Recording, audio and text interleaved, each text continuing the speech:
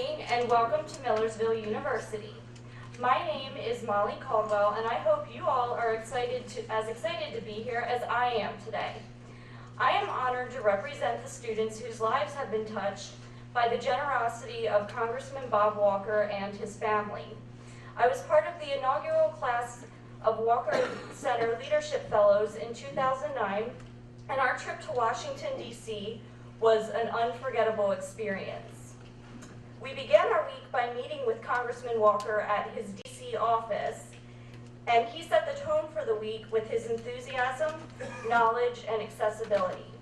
I knew I was passionate about politics and wanted to work in public affairs someday, and meeting with Congressman Walker and others like him cemented this into my future. This is just one example of the valuable relationships made possible by the vision shared by Mr. Walker and his late wife Sue, bringing individuals who are engaged in politics and the policies that affect us all every day to interact with Millersville students who share their passion. We are very lucky to have one such individual with us today. The Honorable Newt Gingrich is the architect of the Contract with America that helped the Republican Party win the House of Representatives in 1994, where he served as Speaker, working with President Bill Clinton to find bipartisan solutions to problems like welfare reform and health care for all Americans. Prior to that, Speaker Gingrich, a native of Harrisburg, Pennsylvania, served as a professor of history and environmental studies at West Georgia College. He has also served on numerous national defense strategic boards, and he is currently a candidate for the Republican Party's presidential ticket. Ladies and gentlemen, please join me in welcoming the Honorable Newt Gingrich to Millersville University.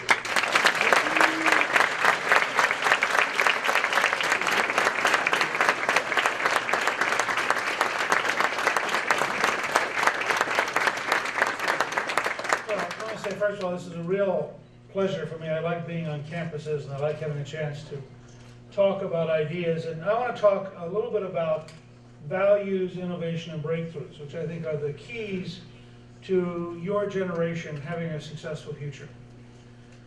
First of all, at the level of values, we are in a real, I think, dialogue among ourselves about what America will be all about and what we will do in the future.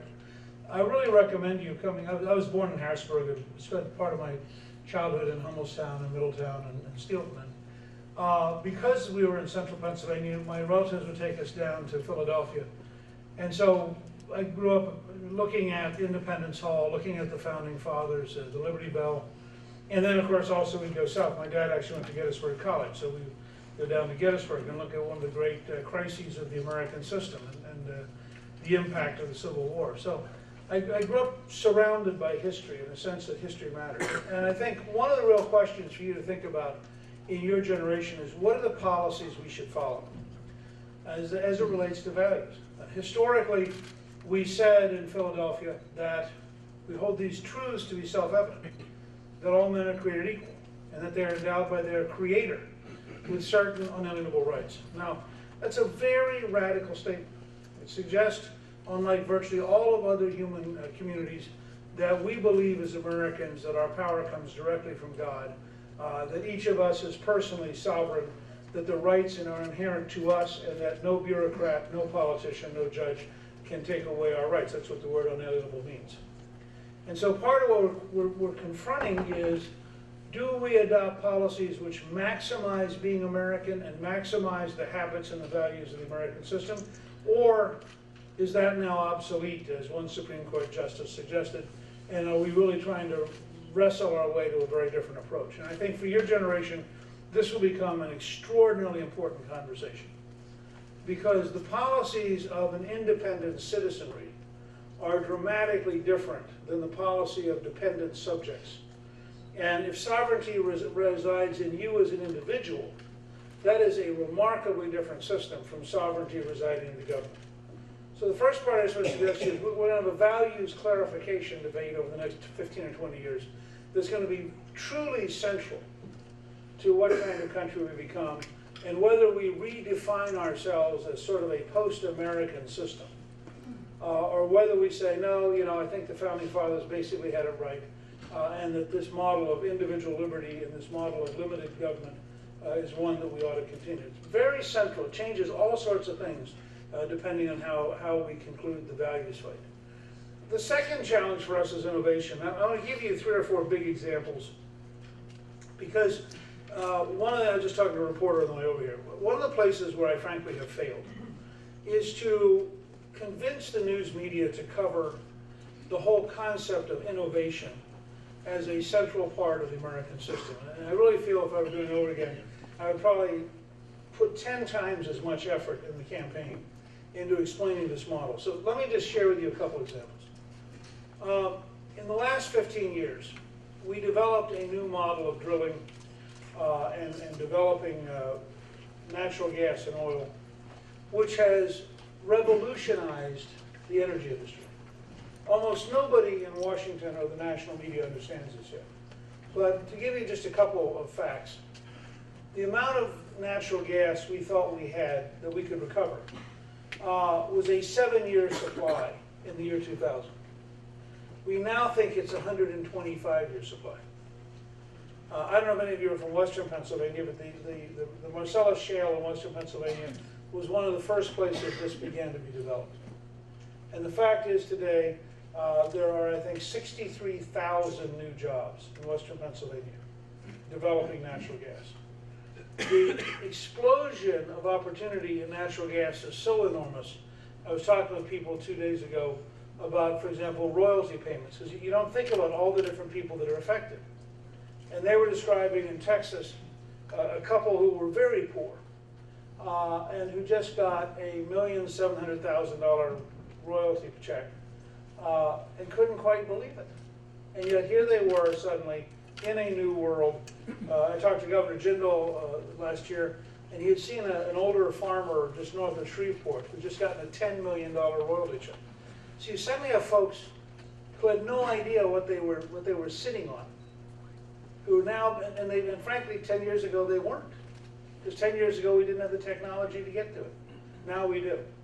The result is, since 2008, the production of natural gas has increased by 11%, and the price has collapsed. It dropped from $7.97 a unit in 2008 to $2.05 a unit 2 weeks ago. If you had the same decline in the price of gasoline, it would be $1.13 a gallon. Now, this has enormous implications. It means, first of all, that using this new drilling technology, we probably, by the end of the decade, will be the #1 energy-producing country in the world. It means if we decided to be aggressive about it, if we opened up offshore and we opened up federal land, and if we adopted one of my proposals, which is 100% expensing, which allows you to write off all your new equipment in 1 year, we would probably become independent of the Middle East, which would mean that no American president would ever again bow to a Saudi prince. It would mean that we wouldn't worry about the Strait of Hormuz. We'd say to China, Japan, India, Europe, you have a problem, we don't. I mean, this is the kind of large strategic change that really changes everything. If you bring back home $500 billion a year in energy, you create several million new jobs. So you dramatically expand the American system. If you look at the case study, for those of you who, I'm a historian, not a theoretician. If you look at North Dakota as a historic case study, the current unemployment rate of North Dakota is 3.5%. That actually overstates the unemployment. There are 16,000 jobs in the oil field that they can't fill. The 3.5% who are unemployed don't have the right skills. So one of my policy proposals, which relates to innovation, is that in the future, if somebody applies for unemployment compensation, they would have to sign up for a training program so that they're learning something while they're getting paid. Excuse me. Think about this. We currently give people money, we've given people money for up to 99 weeks. In 99 weeks, you can get an associate's degree. Yet we gave them money for doing nothing. Now, here's a fundamental values question that relates back to innovation and change. As a matter of values, should we give people money for doing nothing? Or as a matter of value, should we tie it back to the work ethic, the right to pursue happiness, and insist that people get trained if they get the money? And if you're going to be in a period of innovation, do you have to have programs of constantly retraining people? Because whatever their current skills are, they're going to become obsolete as the new innovations come in. These are very central questions about how we ought to think about and organize the society. Forgive me, I get a dry throat from as many talks as I do. Now you have another example of innovation. By the way, if you think strategically, and this is another thing that's hard to get politicians and news media to do, but when you think strategically over 20 or 25 or 30 years, it turns out, according to Harold Hamm, who has developed North Dakota, that with federal land and offshore development, both of which pay royalties to the federal government, it's conceivable that between natural gas and oil over the next generation, we would generate between 16 and 18 trillion dollars, not billion, trillion dollars in royalties. That would be enough that you could pay off the national debt. So that would require a strategy that said, we're going to get control of the operating budget. As Speaker of the House, and Bob Walker and I were partners in doing this, we adopted a balanced budget program, and for 4 consecutive years we balanced the federal budget, and we paid off $405 billion in debt. So if you got control of the operating budget of the federal government, insisted on it being balanced, you could then take all of the royalty money and put it into a separate fund for debt repayment. And literally over the course of the lifetime of the youngest people in this room, you would pay off the national debt. Now this has a couple of side effects. One is, of course, it means you don't worry about the Chinese who are currently holding $1 trillion in debt, because you just pay it off. But there's a practical one for all of you young people. You, at the present time, with the present Obama-led indebtedness, you will pay in taxes in your lifetime $300,000 just to pay interest on the debt. You're not getting it. This is all your parents' and grandparents' debt. This is all the politicians' debt. This is not your debt. So, in effect, you're buying the politicians a house. So as you look around this room and you think about, you're going to graduate, you're going to have student loans, you'd like to buy your own home, and by the way, you're going to pay $300,000 in taxes just to pay interest on that. And that's without interest going up. If interests go up, the debt becomes unmanageable. We will, by, I think, 2016, interest on the debt will be higher than national security as a budget item. That's how bad it is. Now, if you were a family and you were paying that much interest on your credit cards, you would think you had a crisis. And so from your standpoint, it's very important to be in favor of a policy that creates American energy, uses the royalties from American energy to pay off the national debt, which then lowers your taxes for your whole lifetime. That would be an example of real change. Let me give you one other example. And again, as a historian, this is a fact, not a theory. In 1983, Washington adopted a typical Washington-based reform, which means they punish people. And Washington loves this idea that toughness is somehow causing pain to somebody other than Washington. So they raised taxes and they cut benefits. And that was their idea of fixing Social Security. 3 years earlier, the country of Chile had adopted a personal Social Security savings account, so that every Chilean, instead of paying taxes into the general system, put the money into their savings account, which they controlled, which built up interest for their working lifetime. Now, that means we today have 32 years experience in Chile.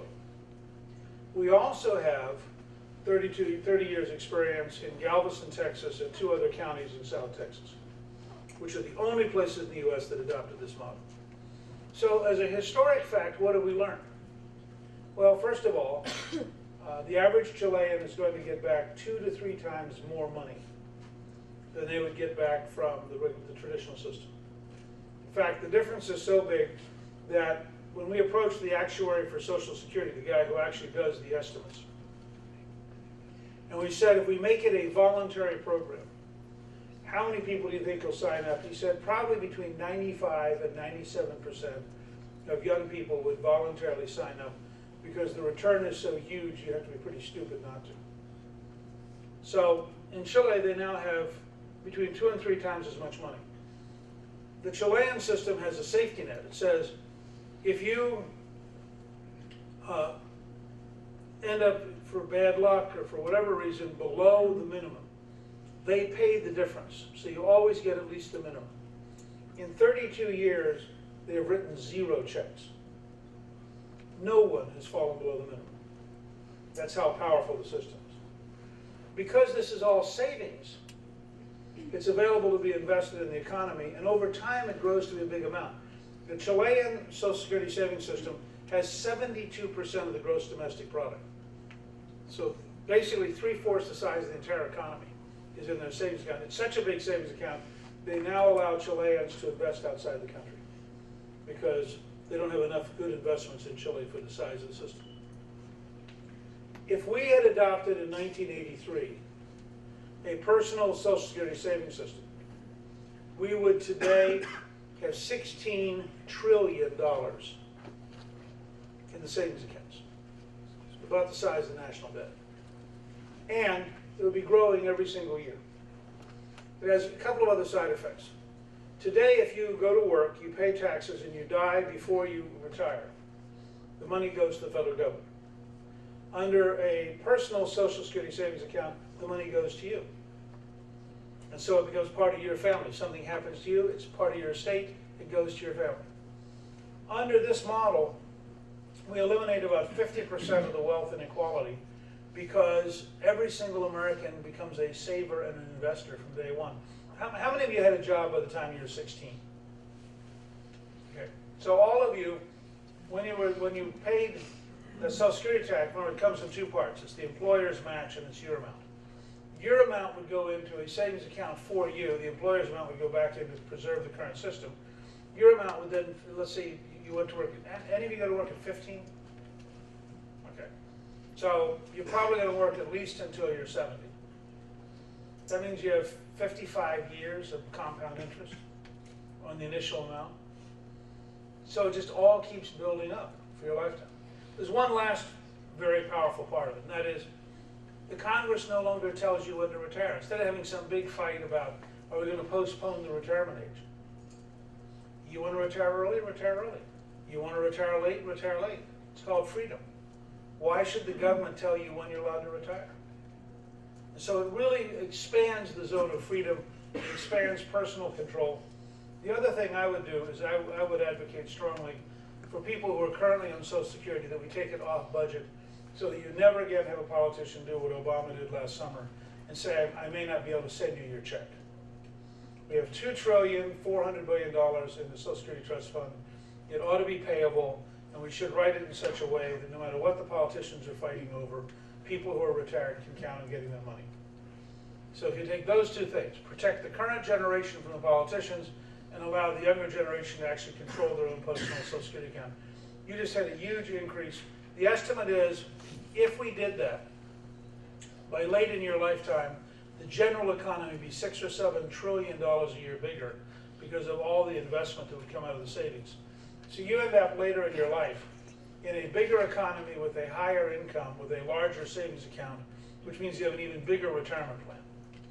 And I just give you that as an example of the kind of innovation that would become a breakthrough. The combination of an American energy plan with paying off the national debt and American jobs and an American personal Social Security savings account plan, those are the kind of things that are breakthroughs that change everything.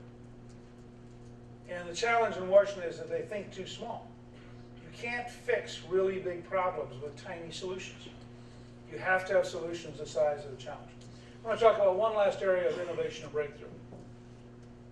I got into this because Senator Bob Kerrey, a former Democrat senator from Nebraska, and I spent 3 years co-chairing an Alzheimer's working group.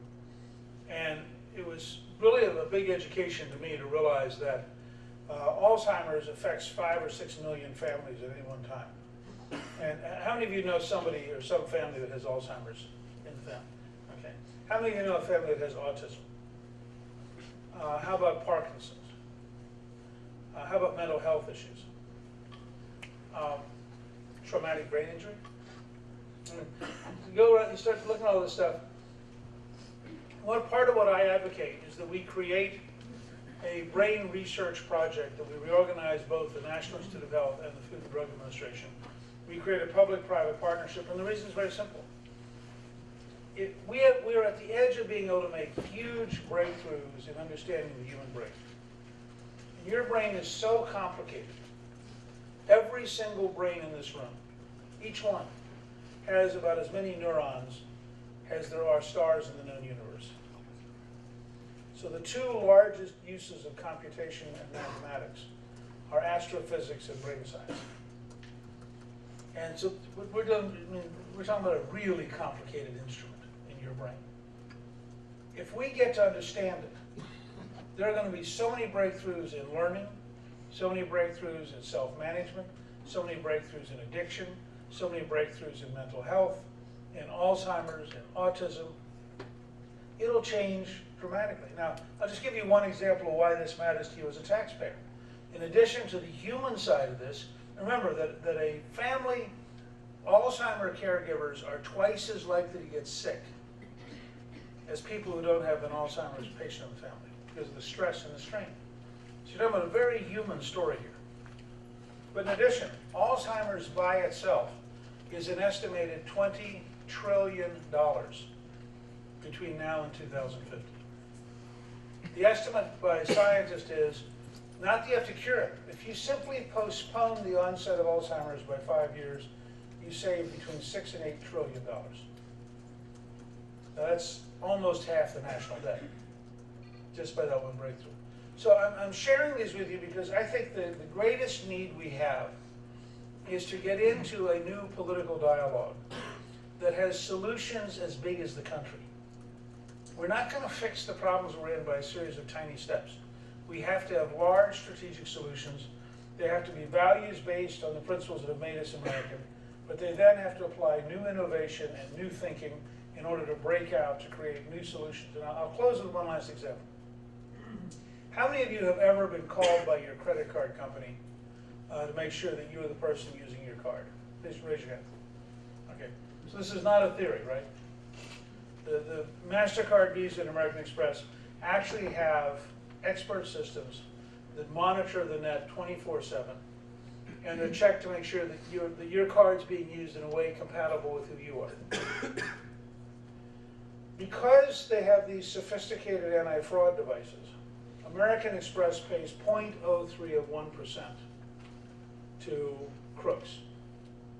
The federal government, which is mired down in a paper-based bureaucracy which goes home at 5 o'clock, cannot compete with crooks using iPads.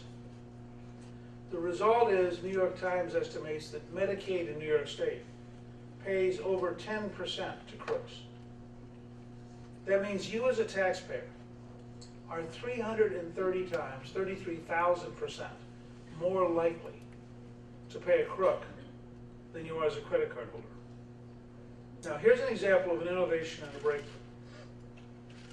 If you're trying to save money, we wrote a book a couple of years ago at the Center for Health Transformation entitled Stop Paying the Crooks. And when I talk about crooks, I mean a dentist who filed 982 charges a day. He got away with it. We're talking about the Russian mafia in Los Angeles dominating durable medical equipment. There was a guy convicted in Florida of stealing $24 million from Medicaid. And when he went to trial, it turned out he'd been a cocaine dealer. And he was in jail for 7 years. And while he was in jail, he learned that it was much less dangerous to steal from the government than it was to sell cocaine. And that it was more profitable. He actually made more money stealing from Medicaid than he ever made selling cocaine. And so he would open up a business, submit bills to Medicaid. Medicaid would pay them. And after about 6 months, Medicaid would send somebody out to find out if this was a real company. He'd promptly bankrupt it and go create a new company. He did this for several years. He got $24 million before they caught him. So when I say crook, I mean people genuinely working at stealing. The amount involved just for Medicaid and Medicare, not counting food stamps, not counting other places people steal, just in Medicaid and Medicare, the estimate is it's between $60 billion a year and $110 billion a year. That would be about enough, I think, to pay off every student loan in the country. I mean, just think about the scale of money we're talking about. And that's an example of why, if you have the right innovation, you could literally bring in the American Express, Visa, MasterCard model. You would cut the deficit by $60 to $100 billion a year. No honest person would notice it. And yet you cannot get the traditional political system to think like this or even take it seriously, because it just doesn't fit their models. So I decided to run because I think these things really matter. I'd love to have your vote next Tuesday. And I think it's very important to have, I'm the last conservative standing, and I think it's very important to have somebody who talks about ideas and talks about large-scale solutions in American politics. And I intend to go all the way to Tampa, continue to talk about real ideas and real solutions, because I think we're in trouble, and I think we need to have real solutions to break out. What I'd like to do for a few minutes is just take questions and give you a chance to ask anything you'd like to. Aha, here comes a microphone. So anybody who'd like to ask a question, if you will walk up to the microphone, you'll be in charge.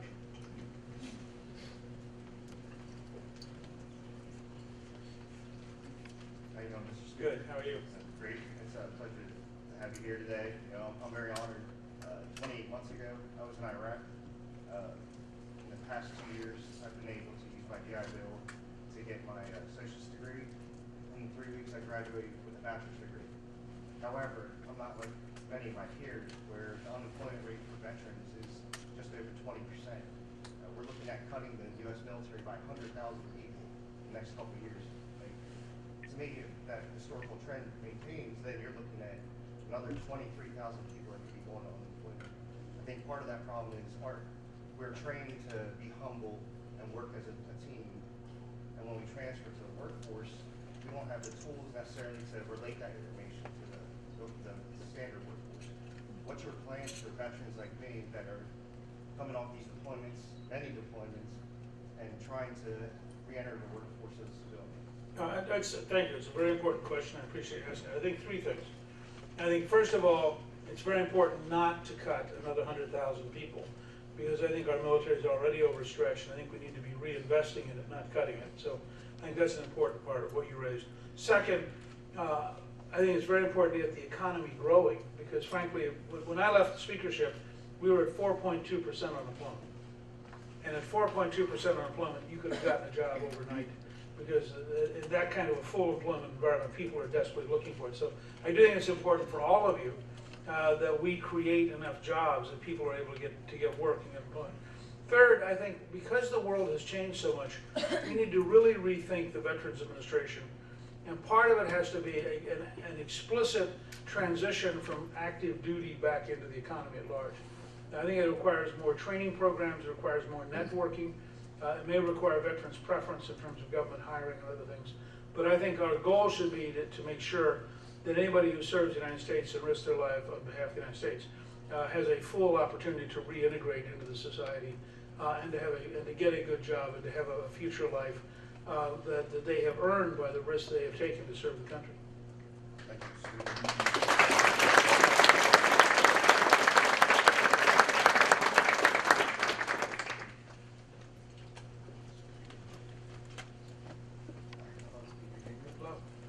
I'm a graduate assistant at the Walker Center, and I'm also in the Masters in History program here at Millersville. So certainly share an interest in history with you. And the question I wanted to ask actually relates to that. I wanted to know what you took from your time studying and teaching history that has allowed you to gain a better understanding of the political system, maybe change some of your insights, which you feel people who don't study history, they don't have the same type of insights into the system. Yeah, that's a good question. Let me say, by the way, that I am honored to be here at the Walker Center. I knew Sue very, very well, and I know from Bob's perspective that since they met here at the college, and they have a very deep personal tie back here that means a lot to Bob, to have all of you be involved at the Walker Center. So that's a terrific part of this, for me, the experience of being allowed to be here. Well, first of all, I went into history as a vocational degree because I decided when I was 15, between my freshman and sophomore years in high school that I wanted to understand what threatened America and what we had to do in order to meet that threat. And so I was literally in the process of assuming I would try to make history. And I took courses in order to understand how to make history. I found it enormously helpful. I still read a lot of history. I also read a lot of novels because they get you out of the current moment. They give you a much longer sense of how things unfold. And just a couple of points I make. One is perspective. That if I would say to all of you, my younger daughter and I wrote a book, Jackie Cushman, called 5 Principles for a Successful Life. And if I could summarize it, it would be the term cheerful persistence. Because if you look at people who are really successful, and Churchill goes into the wilderness, and nobody could have predicted in 1936 or 1937 that Churchill would end up as prime minister, and in some ways, one of the 2 or 3 most important people in the 20th century. Washington starts his career at Fort Necessity as a young man surrendering to the French. And spends a fair amount of time writing a pamphlet defending himself. Ends up as a senior advisor to Braddock on an expedition which is ambushed. And again, you couldn't look at Washington in 1760 and project Washington by 1790. It's impossible. Lincoln serves 1 term in the U.S. House, goes back home, tries 7 different times to gain a public office of one kind or another. You couldn't possibly, in January 1858, have projected Lincoln winning the presidency. No, it's mathematically impossible. So part of what it teaches you is a kind of persistence and a kind of patience, and understanding the world is so much bigger than you are. John F. Kennedy used to have on his desk a note that said something like, "Oh Lord, your sea is so big and my boat is so small." And I think that's really a pretty good way to think about it. The other thing is just learning. I believe passionately that imitation is cheaper than invention. So anytime I see a problem, I try to figure out who's already fixed it. I mean, somewhere in history, somebody's faced that problem. How did they do it? And so I spend a lot of my time literally trying to figure out who I can learn from that has tried to solve that. And that to me has been a very, very big help. So I find history to be the most practical of degrees because it's about life and you end up living life. And therefore, when you study history, you're actually studying what you're going to do, which is live your life.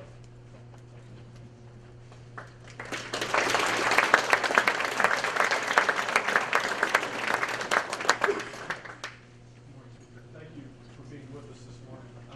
I'm a member of the community here. You mentioned the Marcellus Shale, and I think you're right. It is good for the economy, certainly. I have a friend who is an architect who is doing well designing the bridge as well. But he's also doing well designing for environmental groups, testing centers down the river because of fears of pollution. Could you comment on how we balance our economic concerns as a nation with our other values as a nation, such as our concerns about environment, water quality, those sort of things? Okay, I think what your friend's doing is exactly right. That is, on the one hand, let's figure out how to get the natural gas out. On the other hand, let's monitor the effect of getting the natural gas out. And I think that there's no question that you want to have continuous monitoring when you deal with systems on this scale. I mean, my personal hunch is that we're going to find that there's, because most of the fracking is done so deep underground, that it's going to turn out to be relatively benign. But I think there are certainly cases largely involve injection wells for waste rather than fracking for natural gas. There have been cases where you clearly have to have the right kind of design, or you can have local seepage and you can have local contamination. So I think that begins to be part of the cost of a civilization that wants to have a sound economy, but also wants to have a sound environment and sound public health. Thank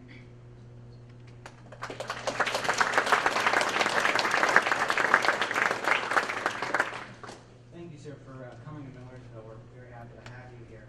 Derek Smith, I'm president of the Middle Eastern Studies Organization here on campus. And in response to the knowledge or awareness gap in the U.S. regarding world affairs, could you comment on the role that state institutions such as Millersville can play in helping to bridge this gap, which is often exposed in our politics? Well, I mean, one thing you can do that is helpful is hold discussion groups and invite in guest speakers and have an opportunity for the community to actually engage in a dialogue. I mean, a lot of this stuff you don't learn just by memorizing. You've got to actually get involved in interaction. The second thing, frankly, is to have programs that are both study abroad for us and study here for other people. I mean, I think exchange programs are very, very helpful in giving people a broader sense and a broader understanding of how complicated life is and how different other places can be. So both of those are things that I would recommend very highly.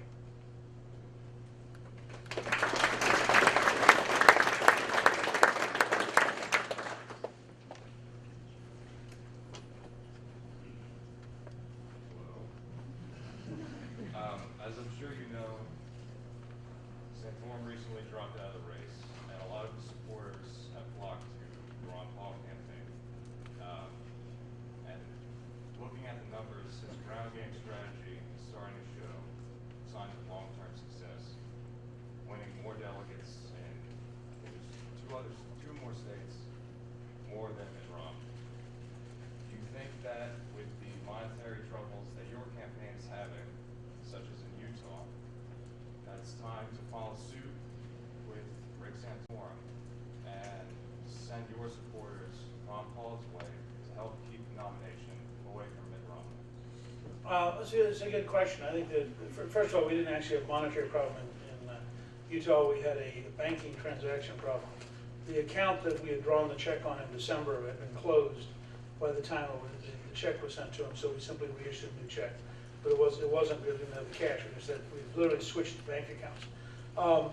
Second, I think that Governor Romney's probably found it a little more challenging, as you pointed out, both in Colorado this last weekend, where I think it was 23 delegates were uncommitted and 13 were for Romney. And in Minnesota, where Ron Paul's doing very well, and it's possible Romney's going to end up with 0 delegates. So, I mean, Ron Paul's going to be a significant force. And I would be very disinclined to drop out, because we have some pretty fundamental disagreements, particularly on foreign policy. But I think that he will, in fact, probably gain a significant amount of attention, particularly in the Federal Reserve and on auditing the Federal Reserve, and on making it much more transparent. I think he's, and also on moving towards a much more stable currency, probably, and he and I've talked about creating a commission on gold, much like Reagan had in 1981. So I think Ron Paul will play potentially a bigger role, depending on what happens. But I think it is actually an advantage to have both of us in the race. And I think that we're looking forward here, for example, in Pennsylvania. I suspect I will win more delegates than Ron Paul will. And I think the same will be true in a number of states around the country. But I do think it shows you that it's not quite as inevitable as the news media suggests it is. No, I despise the news media.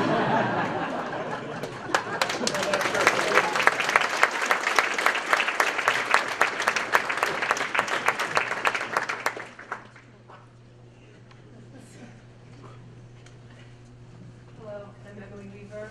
I'm studying to be a high school English teacher here, and I'm a junior. And I'd just like to welcome you to my campus. Here. I am politically middle ground, and I really admire a lot of your ideas when it comes to fiscal conservatism, because I am a fiscal conservative. But unfortunately, I'm unable to get past many of the social issues that come up in politics. And I'm currently in a relationship with a woman who I love very dearly, and she is a service member. And I'm not here to bring up social issues, and I'm not here to ask you to change your mind, because it is very much tied to your faith and beliefs and things that are just very much tied to your person, and I respect your beliefs. But I was wondering if at all possible you would be willing to, if you became the president or the presidential nominee, would you be willing to think of ways in which to extend the rights that are very much tied to marriage to homosexual couples, tied to property, tied to hospital visitation rights? Yeah, look, you raise a good point. You can be very much in favor of marriage as a sacrament being between a man and a woman, and having contract rights, for example. The most painful, you made a good example, which is, should you be able to designate somebody to visit you in the hospital? And there are ways to solve, I think, on a contract basis, a lot of these problems that don't get you involved in a fight over religious beliefs. I think that's a very legitimate question. And would you be willing to possibly bring this up to members of the Sure. in the government? Oh, yeah, I think you'll find that there's probably a broad majority that says that will not yield on the issue of marriage being between a man and a woman, but will in fact try to find a way at a humanitarian basis to deal with personal contract rights, including, for example, property rights. That you should be able to designate somebody who becomes the trustee of your estate if something happens to you. Yes. And would you be in favor or possibly open to consider some type of union to be recognized by the federal government? I know you're opposed to anything tied to marriage due to, you know. I wouldn't recognize civil union, but I would try to find ways to accept contract rights. Okay? Thank you. Very much, sir.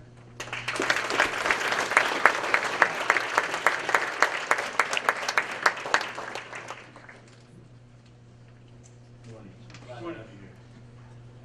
On the individual level, we as Americans cannot survive living above our means.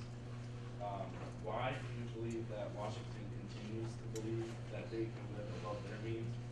And what plans do you have to get us back to the way it was in the early 90s where we had an even budget? Well, I think the primary reason that Washington thinks it can live above its means is the same reason that a lot of teenagers and young people get involved in charging more on their credit card and they pay off. Making hard decisions is hard, and people have a natural human propensity to try to hide from it.